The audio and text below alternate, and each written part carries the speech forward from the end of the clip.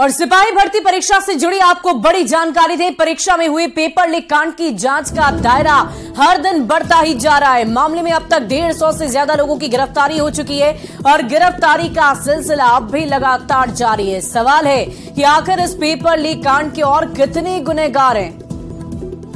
तो एसआईटी की बड़ी कार्रवाई लगातार जारी है। एसएसबी जवान समेत 2 लोगों की गिरफ्तारी हो चुकी है, लेकिन सवाल तो यही है कि इस पेपर लीक कांड में और कितने लोगों की संलिप्तता है और कितने गुनहगार हैं।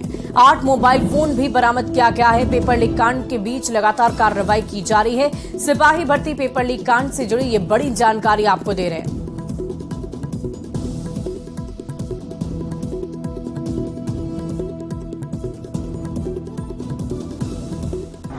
हाँ, दिनांक 30 तारीख रात्रि में हम लोग को सूचना प्राप्त हुआ था कि बीएस कॉलेज में कुछ गैंग हैं जो एग्जाम सिपाही भर्ती के में सेटिंग करने वाले हैं। उस सूचना के आलोक में हम लोग त्वरित कार्रवाई करते हुए वहां से बहुत सारा सर्टिफिकेट और आपका इक्विपमेंट हम लोग जब्त किए थे और उसमें एक व्यक्ति की हम लोग गिरफ्तारी की गई थी, रणधीर नाम की व्यक्ति की। पुनः अनुसंधान करते हुए मैंने एक और व्यक्ति के गिरफ्तार हम लोग किए थे और अभिमन्यु कुमार को। पुनः इधर अनुसंधान जारी चल ही रहा था। उसी बीच में तत्काल हम लोग 2 लोग को गिरफ्तारी की है, जिसमें एक रमेश उर्फ अनुराग है और आप दीपक कुमार है। इनको हम लोग गिरफ्तार कर माननीय न्यायालय में उपस्थापन हेतु भेजे हैं और उस कांड में पुनः फिर से अनुसंधान और आगे भी की जा रही है। इसमें और भी सारे लोग ये हम लोग जानकारी निकाल रहे हैं। जैसे ही प्राप्त होगी हम लोग को गिरफ्तार करेंगे। वहीं बिहार में 1 अक्टूबर को हुई सिपाही भर्ती परीक्षा में धांधली की जांच में जुटी ईओयू का दावा है कि 3 महीने के भीतर पेपर लीक कांड का खुलासा कर लिया जाएगा। साथ ही पेपर लीक के दोषियों को सजा भी दिलाने का पूरा प्रयास किया जाएगा। आर्थिक अपराध इकाई के एडीजी नैयर हसनैन खान ने कहा कि ईओयू की विशेष टीम इस कांड की लगातार जांच कर रही है और जिन जिन जिलों में केस दर्ज हुए हैं वहां के तेज तर्रार पुलिस ऑफिसर को अगले 3 महीने के लिए ईओयू से अटैच कर जांच की रफ्तार और तेजी से बढ़ा दी गई है।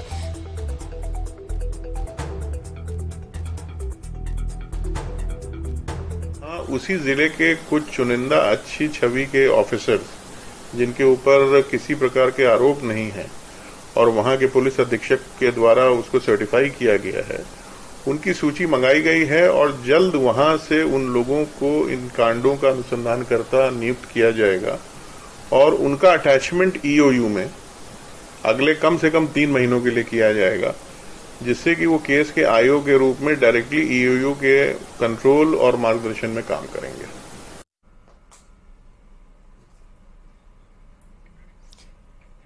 और चलिए अब आपको बताते हैं कि सिपाही भर्ती परीक्षा मामले में अब तक क्या क्या हुआ है। सबसे पहले 1 अक्टूबर को दोनों पाली की परीक्षा हुई और कई जिलों से कदाचार की खबर भी मिली है।